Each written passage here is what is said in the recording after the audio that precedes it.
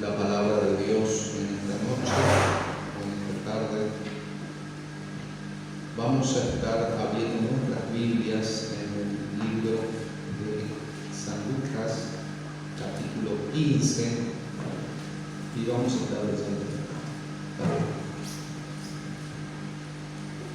Quisiera que en forma amena y de forma contracturada podamos compartir la palabra de Dios, lo que el Señor estuve orando toda la semana, estuve meditando y viendo. Hay tantos mensajes, tantas cosas que necesitamos para nuestras vidas, tanto como cristianos y como aquellos que estamos caminando por este camino y necesitamos crecer en la fe en tiempos que reconocemos que son tiempos difíciles. Entonces oraba al Señor y me sorprendió porque me llevó a una palabra que es muy conocida, capítulo 15 de San Lucas. Quisiera hablar sobre la parábola del conocido hijo pródigo. Y voy a leer con ustedes para después de entenderlo y poder hacer un pequeño análisis con ustedes y reflexionar sobre lo que Dios nos quiere decir en su palabra. Vamos a leer un poquito antes de comenzar a hablar. Dice la palabra del Señor: se acercaban a Jesús todos los publicanos y pecadores para oírle. Y los fariseos y los escribas murmuraban diciendo: este a los pecadores recibe y con ellos come. Y vamos a leer más rápido para poder entrar en contexto. Entonces él les refirió esta parábola. Después de, fíjese esto y presta atención de esta introducción. Se acercaban a Jesús todos los publicanos y pecadores para oírle. Pero también a quienes más estaban ahí, estaban los fariseos y los escribas, que murmuraban diciendo: este a los pecadores recibe y con ellos come. Entonces Jesús inmediatamente, sabiendo el corazón de ellos, interpretando la intención, él contestaba en forma de parábolas para dar una enseñanza a los que estaban ahí, a los que supuestamente tenían que entender lo que nuestro Señor estaba hablando. Entonces él se refirió esta parábola diciendo: ¿qué hombre de vosotros, teniendo 100 ovejas, se pierde una de ellas? No deja las 99 en el desierto y va tras la que se perdió, hasta encontrarla. Y cuando la encuentra, la pone sobre los hombros gozoso. Alegría. Y al llegar a casa, reúne a sus amigos y vecinos diciéndole: gozaos, alégrense conmigo, porque he encontrado mi oveja que se había perdido. Os digo que así habrá más gozo en el cielo por un pecador que se arrepiente, que por 99 justos, o podríamos decir que se creen justos, que no necesitan de arrepentimiento, supuestamente. Le estaba hablando a los fariseos. ¿O qué mujer que tiene, versículo 8, 10 dracmas, si pierde una dracma, no enciende la lámpara? Era una moneda de la época, una moneda griega de la época, de valor. Y barre la casa y busca con diligencia hasta encontrarla. Y cuando la encuentra, reúne a sus amigas y vecinas diciendo de vuelta: gozaos conmigo, porque he encontrado la dracma que se había perdido. Versículo 10 dice nuestro Señor: así os digo que hay gozo delante de los ángeles de Dios por un pecador que se arrepiente. También les dijo: un hombre tenía 2 hijos, y el menor de ellos dijo a su padre: Padre, dame la parte de los bienes que me corresponde. Y el padre le repartió los bienes. No muchos días después, juntándolo todo, el hijo menor se fue lejos, a una provincia apartada. Y allí desperdició sus bienes, viviendo perdidamente. Me faltan los lentes. Y cuando todo lo hubo malgastado, vino una gran hambre en aquella provincia y comenzó a faltarle. Y fue y se arrimó a uno de los ciudadanos de aquella tierra, el cual le envió a su hacienda para que apacentase cerdos. Y deseaba llenar su vientre de las algarrobas que comían los cerdos, pero nadie le daba. Y volviendo en sí,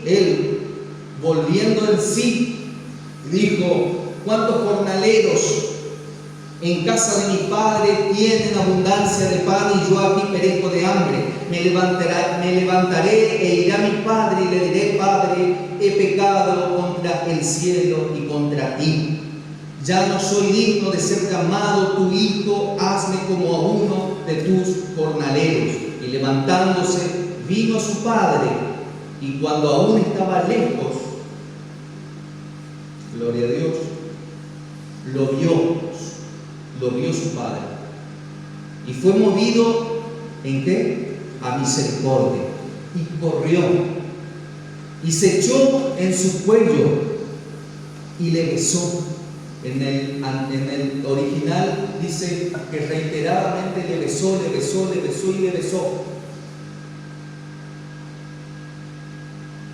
Signo en aquel entonces en los judíos de aceptación nuevamente.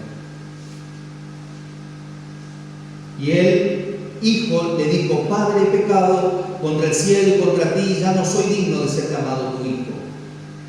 Pero el padre dijo a sus siervos: sacad el mejor vestido, vestidle y poned un anillo en su mano, calzado en su pie, traed el becerro gordo, matadlo, comamos y hagamos fiesta, porque este hijo muerto era y ha revivido, y se había perdido y es hallado. Y comenzaron a regocijarse. Y su hijo, ahí la última escena, entra algo que casi nunca lo mencionamos y casi nunca se escucha en las predicaciones: el hermano mayor. Y en esta oportunidad hemos hablado bastante del hermano mayor desde el comienzo.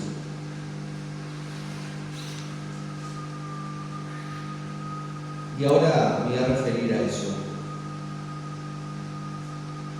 Pero quiero decirle que a mí me llamó poderosamente la atención esta parábola, porque yo siempre estuve acostumbrado a que esta es una parábola típica de aquel cristiano que dejaba la iglesia y se iba al mundo. ¿No es cierto? Es típico, es un pródigo, es un hijo pródigo. Que por cierto, pródigo significa aquel que malgastó todo. Eso significa pródigo, que malgastó lo que tenía, malgastó. Por eso el hijo menor malgastó todo lo que tenía. Pero estudiando la Escritura, viendo otros contextos, viendo otras predicaciones, leyendo un libro que estoy leyendo de Timothy Keller, un gran apologista, teólogo, bestseller en Estados Unidos, habla todo sobre hace una exégesis sobre este tema, y orando al Señor pude comprender algo. El contexto texto nos enseña, por eso yo le pedí que leamos las primeras 2 parábolas y los primeros 2 versículos. Nos da a entender a cabalidad que la parábola del hijo pródigo en realidad no sería la parábola del hijo pródigo, no sería lo más correcto. Sería la parábola del padre bueno que tiene 2 hijos.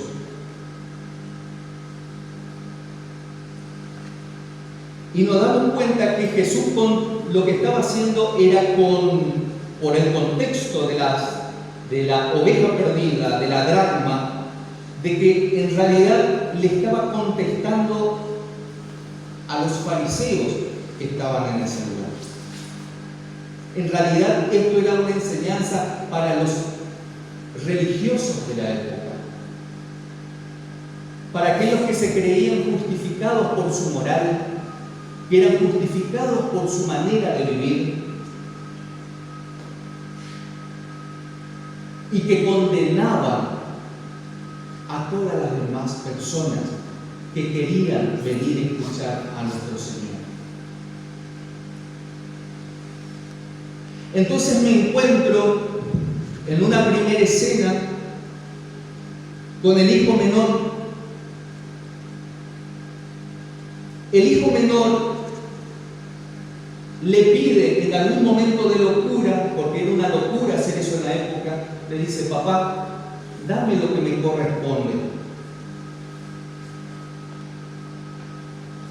¿Y por qué digo que es una locura? Porque para la época que un judío pida la herencia no era otra cosa que tener las tierras. Eso implicaba que le dé parte de la tierra para que él haga lo que él quería.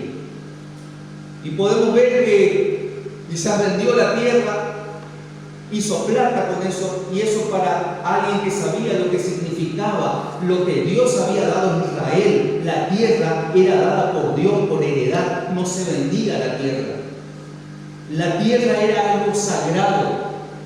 Y en segunda instancia, un pecado enorme que este muchacho había cometido, según lo que enseña Jesús, porque los fariseos estaban escuchando, y me estoy poniendo en contexto, porque lo que Jesús estaba hablando, los fariseos bien estaban entendiendo lo que Jesús estaba diciendo, porque le estaba hablando a los fariseos.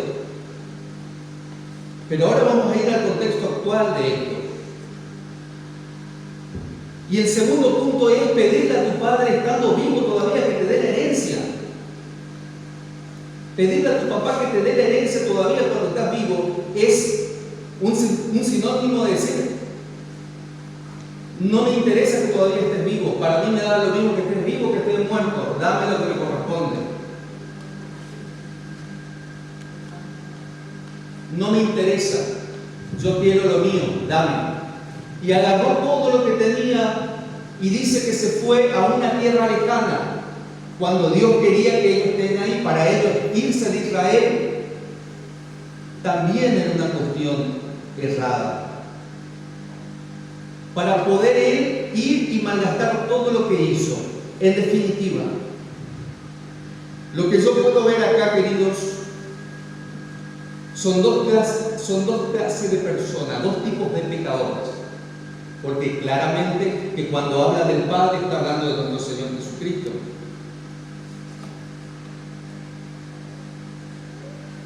O de nuestro Dios.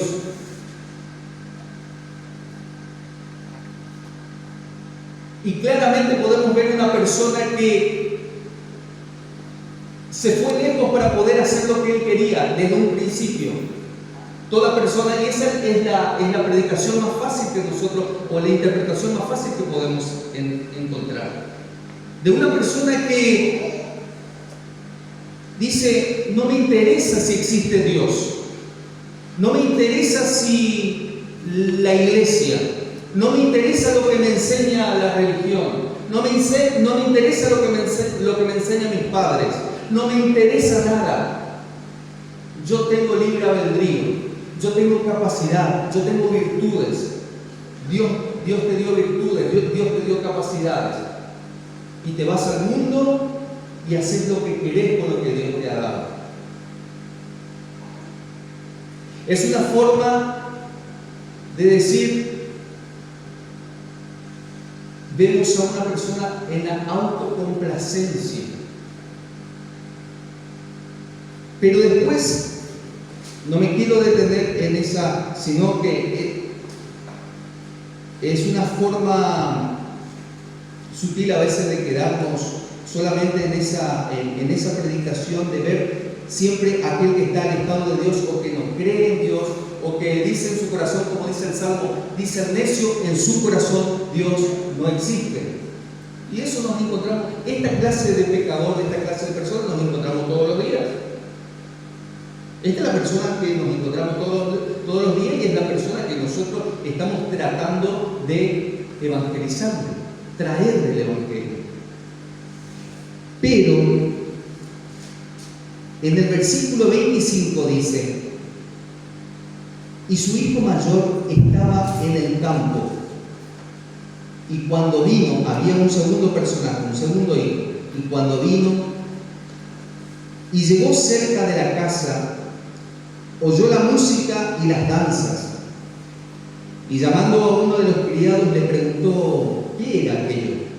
Él le dijo: tu hermano ha venido y tu padre ha hecho matar el becerro gordo por haberle recibido bueno y sano. Entonces se enojó y no quería entrar.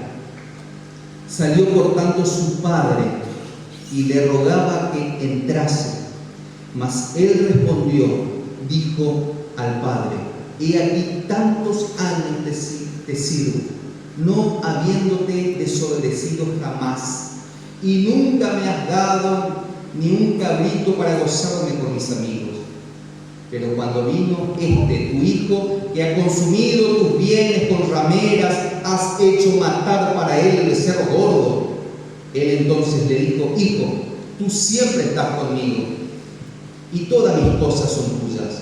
Mas era necesario hacer fiesta y regocijarnos, porque tu hermano era muerto y ha revivido, se había perdido y es hallado.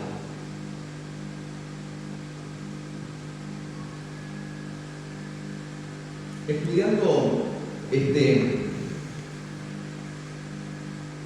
esta tercera escena, podemos hablar así,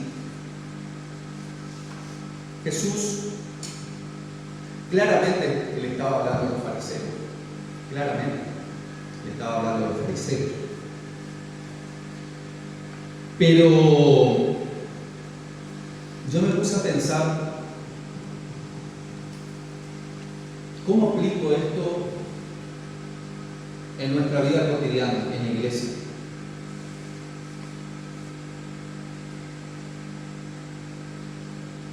Y me di cuenta que en algún momento todos podemos caer, o todos hemos caído de alguna u otra manera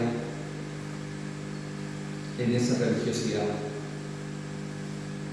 en esa manera de condenar, en esa manera de no ver que la gracia está presente, porque en la escena acá vemos a un Padre misericordioso que todo el tiempo dice que se goza, habíamos leído, que se goza cuando un pecador se arrepiente, hace fiesta cuando un pecador se arrepiente. Que para la época que un papá judío grande, con la vestidura de la época, nunca mostraban las piernas. Y seguramente él estaba siempre su esperanza puesta que algún día podía venir su hijo nuevamente, que estaba perdido. Esto representa a nuestro Dios, que siempre está esperando. Pero y cuando dice la Escritura, Él se volvió en sí, porque el pecado de alguna manera es una forma de locura. El pecado te enloquece y te hace vivir una vida ficticia. de felicidades momentáneas, pero te quita la vida, destruye todo lo que está alrededor.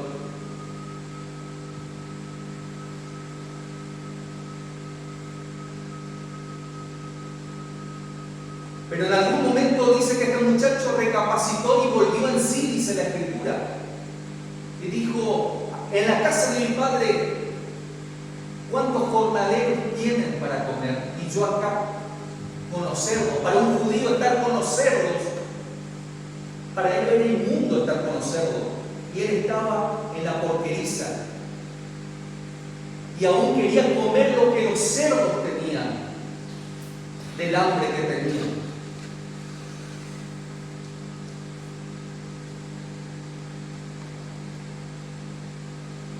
Y hace lo que conocemos como la palabra llama teológicamente arrepentimiento, un vuelco de 180 grados. Ya no va de la tierra lejana, mira nuevamente hacia su padre, hacia las tierras que él dejó, y se vuelve. Eso significa arrepentimiento. Es recapacitar y volver nuestros pasos atrás. ¿A dónde tendríamos que volver? A la salvación, a nuestro Dios. Y se vuelve a su casa. Se vuelve a su casa, pero dice que de lejos el padre vio que era su hijo. Alzó su vestido y salió corriendo a su encuentro. Cuando el hombre y la mujer dispone en su corazón, vuelve así para poder arrepentirse de sus pecados. Dios ya está preparado para poder venir a tu encuentro de antemano. Dios nunca dejó de buscarte. Dios nunca dejó de esperarte. Es tan solo una decisión que el hombre tiene que tomar por fe para volverse a su Dios. Y este hombre dice que levantó su vestido y empezó a correr. Y él vino y él le abrazó. Eso habla de misericordia. Lo abrazó. Podría ver bien si era un hombre de la época, podría decir, está mi hijo ya, que venga. Está bien que venga a hablar conmigo, ahora vamos a ver, pónganle allá, voy a ir a hablar con él. Era el patriarca, era el hombre, el dueño de la hacienda. Pero él no lo hizo, él se despojó de su estado. Levantó su vestido y corrió, lo abrazó, lo besó y dijo, traigan las mejores ropas, vístanlo, pónganle el anillo, la autoridad nuevamente, tapen esa mugre que trae, pónganle calzados y manden el becerro más gordo y hagamos fiesta, regocíjense conmigo, porque mi hijo ha vuelto. Pero en la última escena vemos a este muchacho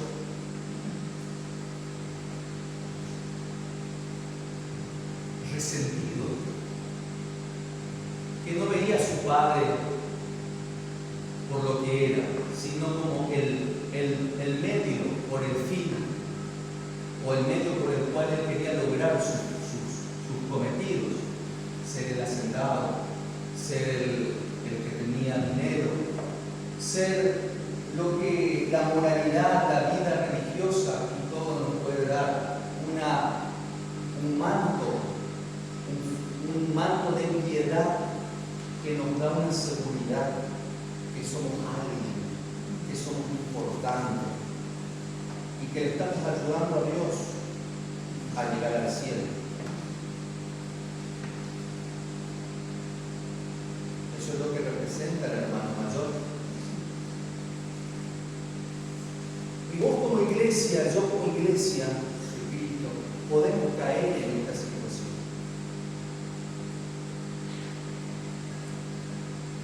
Y yo pasé en situaciones parecidas, podría decir, tan críticas, de tener una conversión, por haber estado en una estructura, en una iglesia, donde me enseñaron una estructura.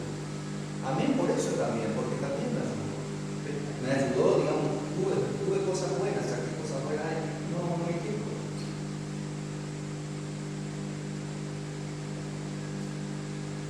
cuando me topé con la realidad de la vida, me fui a estudiar, estudié, hice un seminario, estudié la palabra de Dios y me encontré con un montón de cosas, se cayó mi estantería.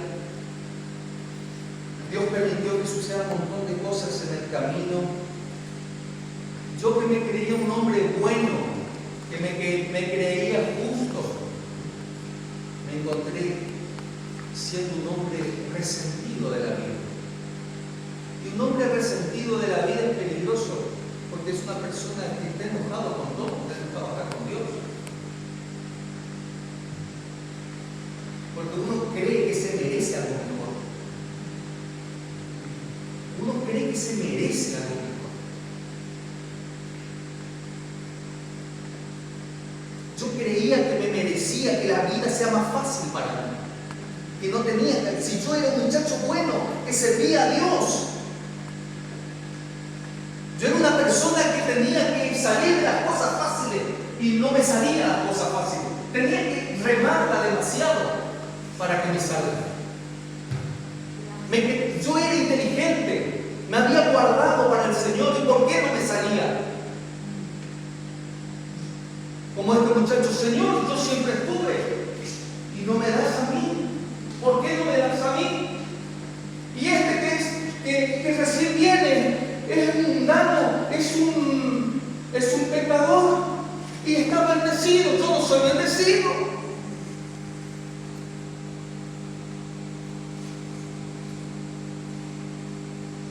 Pero el Señor me quería enseñar algo. Que no solamente es pecado fornicar, adulterar, robar, mentir. También es pecado la ira descontrolada. También es pecado estar resentido y que eso te produzca y que vos decís que confías en Dios y en realidad no estás confiando en Dios. Hay una falta de fe. Decís, predicás de la fe y no tenés fe. Predicás de amor y no tenés amor.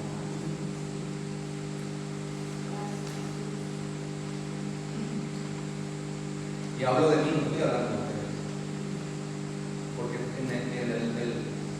la peor cosa es que yo busque un versículo o un capítulo y trate de predicar, pero trato de encontrarme a mí mismo en el siento que sigo tomar, de que tengo oído hoy, que el Espíritu habla de mí.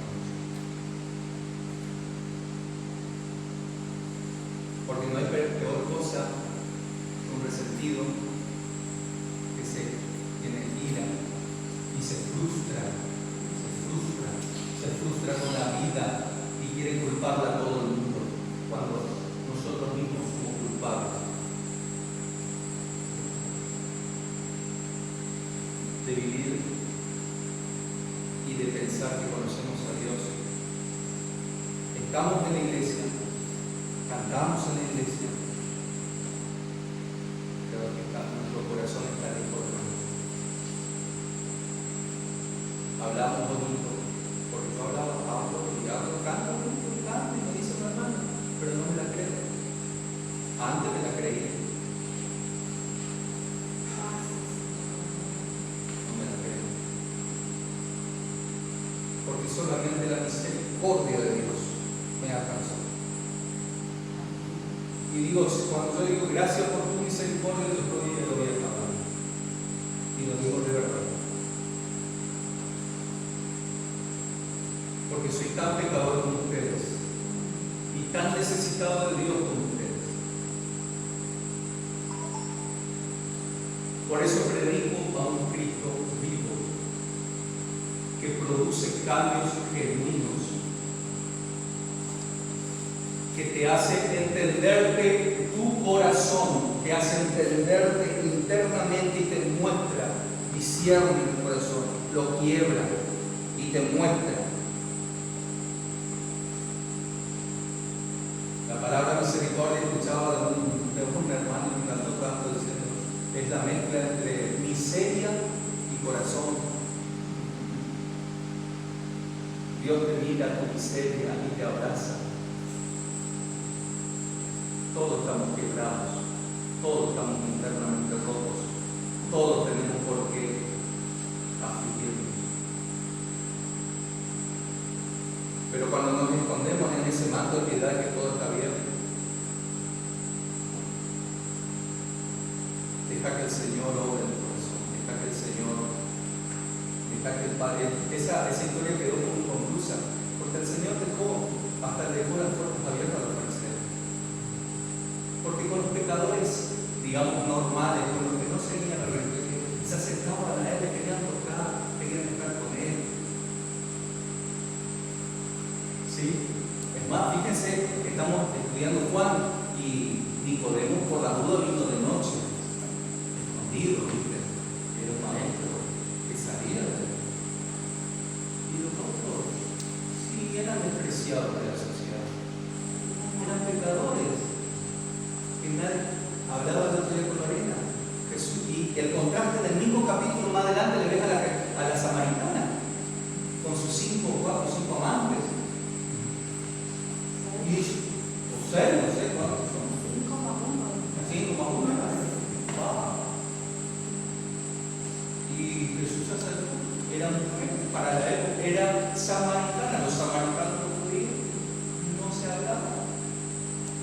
Unos adoraban en un lado, otros en el templo y otros allá. Sí, era cuestiones religiosas. Y ¿qué hacer también? Ella se sorprendió. Ese es Jesús, ese es nuestro Dios. Pero la religiosidad pone estructuras. No está mal que tengamos un ordenamiento como institución, no está mal. Pero cuando eso pasa a ser tu Dios, o vos te crees que estás haciendo todo bien y te mereces el cielo y que sos mejor que otro, porque estás haciendo eso, estamos errados, estamos mal, la estamos errando. Amén.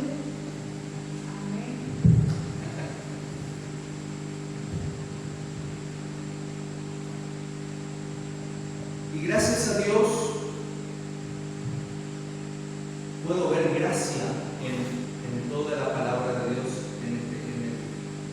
en la Biblia. Puedo ver la gracia de Dios. Inclusive ahí mismo dice matar al becerro. Podemos decir que ese becerro es nuestro Señor Jesús, que por nosotros fue inmolado por nosotros. ¿Sí? Entonces acuérdese, el padre bueno y los 2 hijos. El menor puede corresponder al pecador en la autocomplacencia. Es aquel que está hace lo que quiere, no le importa si hay Dios, no hay Dios, si hay iglesia, no hay iglesia, está. ¿Sí? Pero a veces podemos estar adentro de la iglesia y además podemos estar perdidos y dentro de la iglesia. Hay otra parte que se habla del trigo y la cizaña. Ojo, no queriendo quitarle la cizaña, lastimemos el trigo. Solamente el que tiene potestad de nuestro Dios, que se parará en aquel día, y el Señor sabe. Y como decía el hermano, tengamos amor, tengamos piedad, tengamos misericordia. Y si no la tenemos, Señor, ten piedad de mí, ten misericordia, porque no siento, no puedo ver.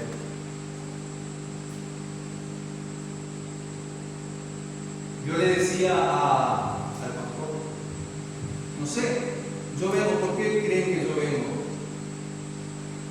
Dios puso amor por ustedes, por la colonia, por el lugar, por la gente. Y cuando yo los veo como hijos, hermanos, compañeros, que todos vamos y peleando por lo mismo. Con diferencias, sí, con diferencias.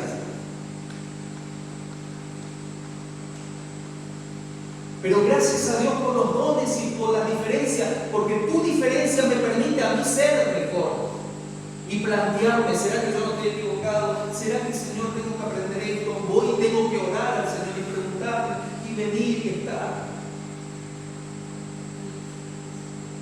Pero quiero ser fiel, quiero permanecer, quiero estar firme, quiero hacer la voluntad de mi Padre.